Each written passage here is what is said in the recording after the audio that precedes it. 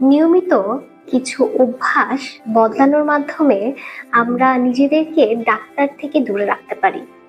যেমন খাবার আগে কুসুম গরম পানি পান করলে হজমে তা সহায়ক হয় এবং টক্সিক দূর করে। প্রতিদিন 11টার মধ্যে ঘুমানোর চেষ্টা করুন, এতে ব্রেইন শান্ত থাকবে এবং কাজে ফোকাস থাকতে পারবে। নিয়ম করে 30 মিনিট হাঁটা বা ব্যায়াম করার চেষ্টা করুন।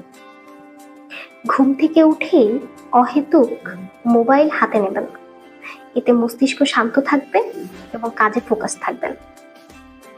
নিয়ম করে একটা করে অন্ততপক্ষে ফল খাবেন, এতে শক্তি বৃদ্ধি পাবে। প্রতিদিন গভীরভাবে শ্বাস নিন, এতে উচ্চ রক্তচাপ কমবে এবং দুশ্চিন্তা কমবে। খাবার ভালো করে চিবিয়ে খান এবং সময় নিয়ে খান, এতে করে হজমের সুবিধা হবে এবং অতিরিক্ত খাওয়ার প্রবণতা থেকে আমরা বেরিয়ে আসতে পারবো।